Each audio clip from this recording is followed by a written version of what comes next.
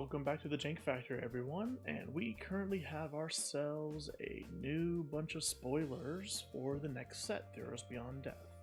I know some of these have been out for a while, but now that we're actually getting official spoilers and stuff like that from the company, I'm going to start doing my spoiler videos and kind of running through the existing cards and helping you guys out with that.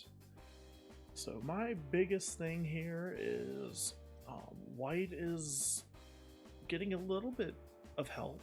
Revoke Existence being reprinted is going to be really helpful since decks like Jeskai Fires and things like that are so important, and you can get rid of great hedges and stuff.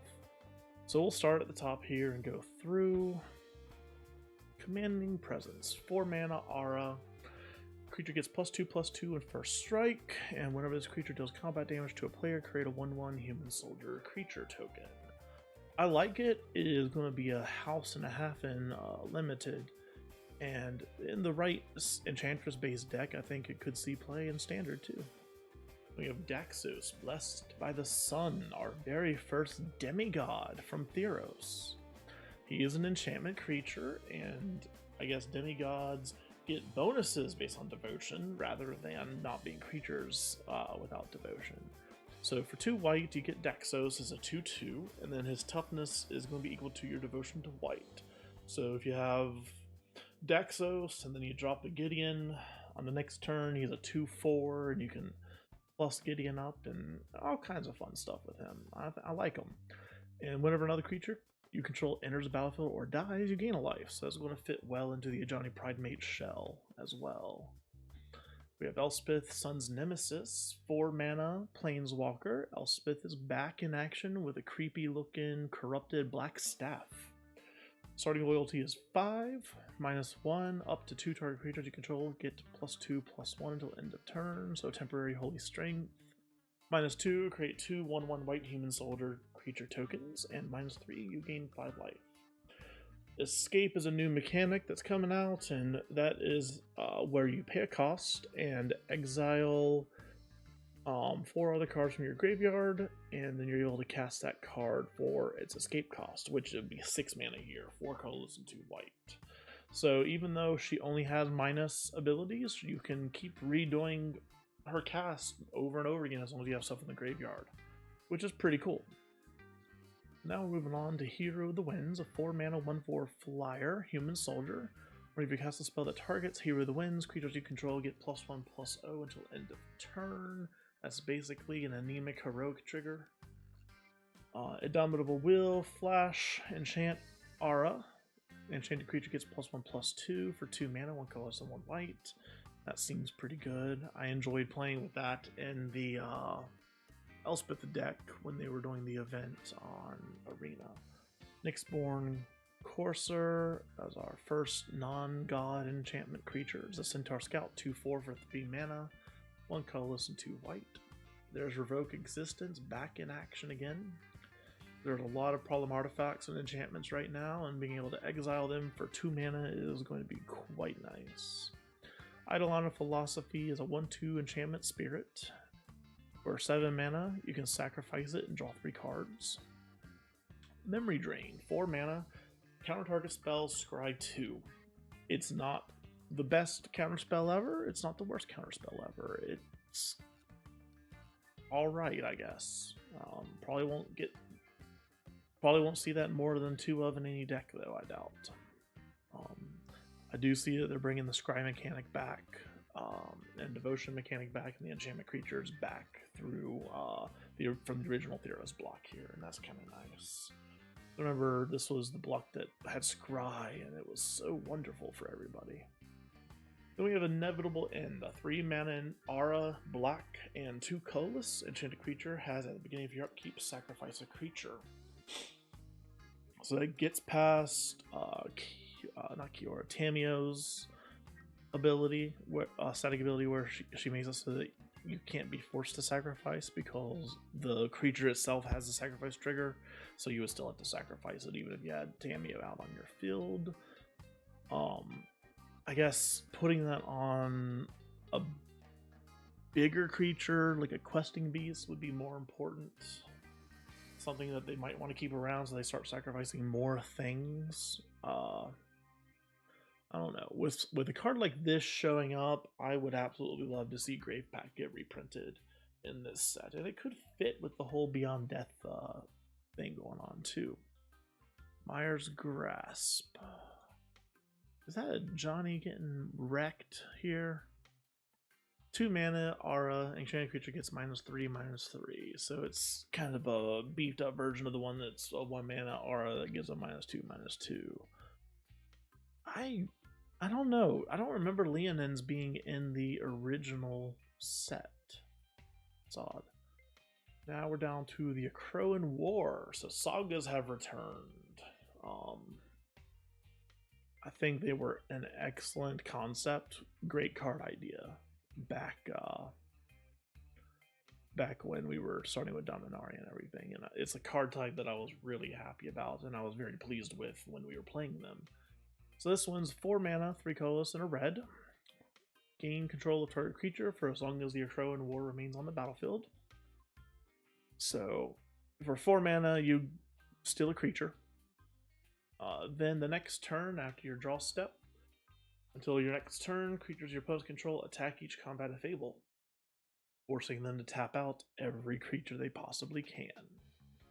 And then the third turn, each tapped creature deals damage to itself equal to its power.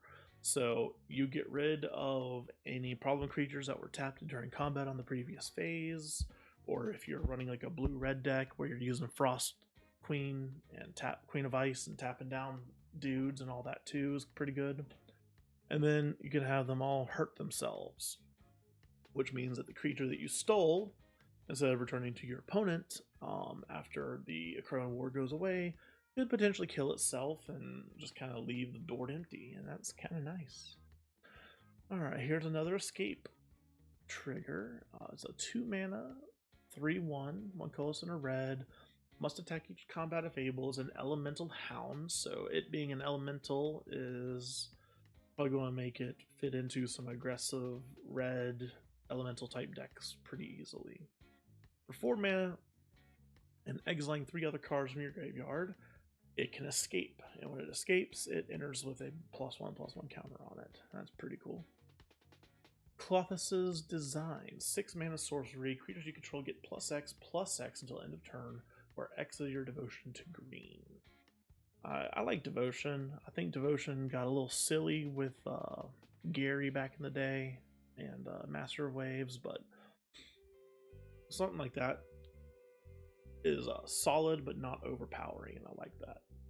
Then we have pretty much your bread and butter, big, common dude to play in limited. 3 mana of any color, 3 green for a 6/7 enchantment creature giant.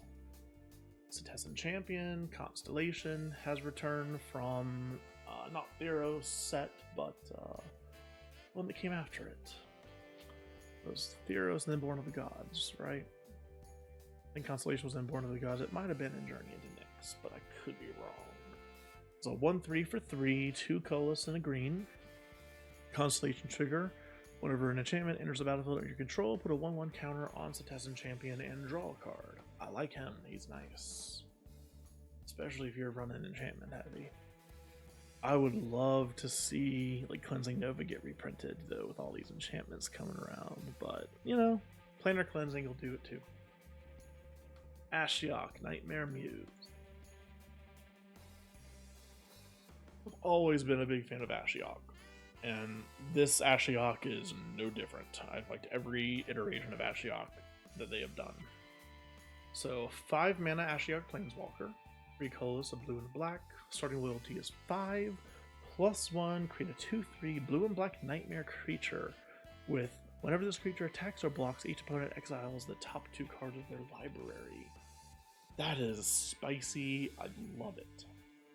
An Ashiok that protects itself is something we haven't had yet, and I like that a lot. -3, return target non-land permanent to its owner's hand, then that player exiles a card from their hand. Oh man, this is gross. This is so gross. -7. You may cast up to 3 face-up cards your opponents own from exile without paying their mana costs. So your +1, your -3 just feed and feed and feed into that -7. Similar to the first Ashiok iteration, where you would get rid of their creatures and then you could play their creatures with its ultimate. I like it. It's pre-selling at $34. Goodness gracious. Then we have Staggering Insight. A blue and a white for an aura. Enchant creature. Enchanted creature gets +1/+1 and a lifelink. And whenever it deals damage to a player, draw a card. Combat damage to a player, draw a card. So I guess they decided to reprint that stupid blue enchantment from the Ixalan block, but make it cost 1 more, but also give lifelink. Okay. Sure. I have a Phantom Warrior that wants you. I'm sure I do. By the way, I'm pretty sure Phantom Warrior is legal. Let's see. Gather. MTG. Phantom Warrior. You've got to be legal. I think you're in some sort of weird box set. Let's see. Sets and legality. Legal and standard. So yeah.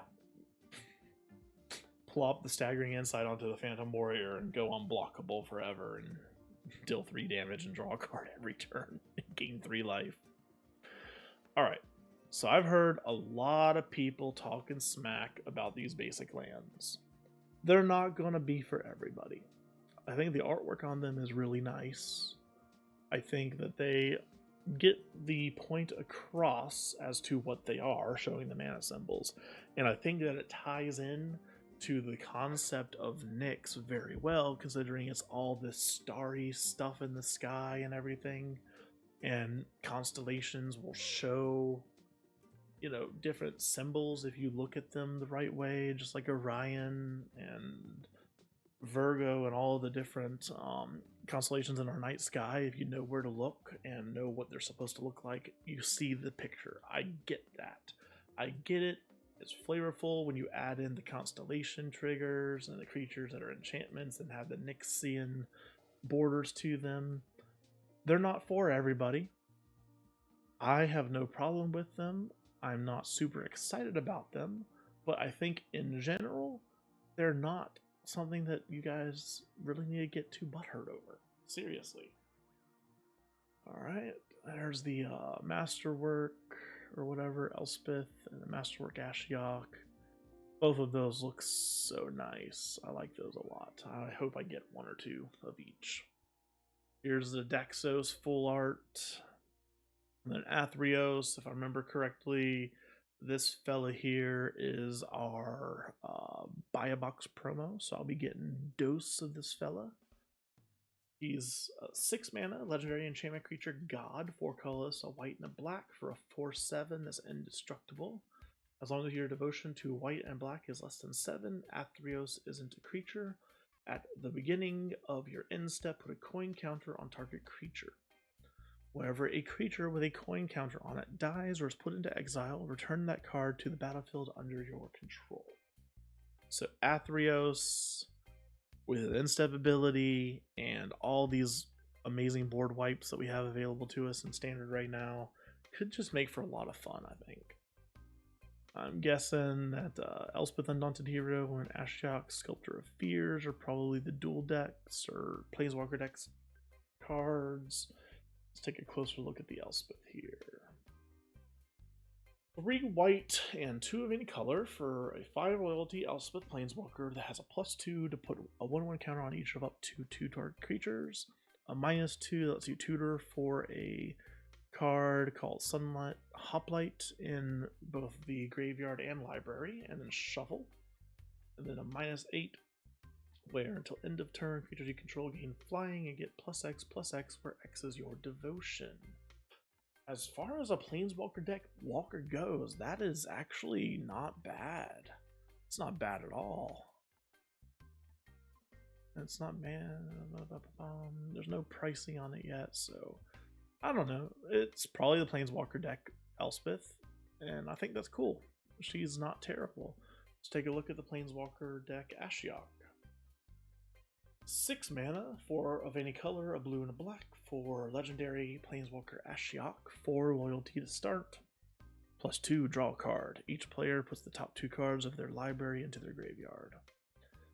-5, put target creature card from a graveyard into the battlefield under your control. I like it. Then -11, gain control of all creatures target opponent controls. This feels more like a Planeswalker deck, Planeswalker. I am tempted to play with it some and see how it works though. But we gotta admit, Darken's art is always solid. And I love how Ashiok's portrayed here with the laurel crown and everything in hand. And the full art version of the Setessan Champion. So this is the first spoiler video I'm doing for Theros Beyond Death. It's 30 cards, 23 if you don't count, or 25 if you don't count the 5 basic lands and art that they're showing here. And it looks like the last update was 3 days ago, so we'll probably see more pop up sometime in the near future. And as I see more pop up on the website here, I will record some more videos for you. I think this pretty much is it. And if you'll do me a favor and click on the link in my description and go to tcgplayer.com. Using my link at the bottom, you will be able to pre-order Theros Beyond Death, individual singles, as well as cases, displays, boxes, everything.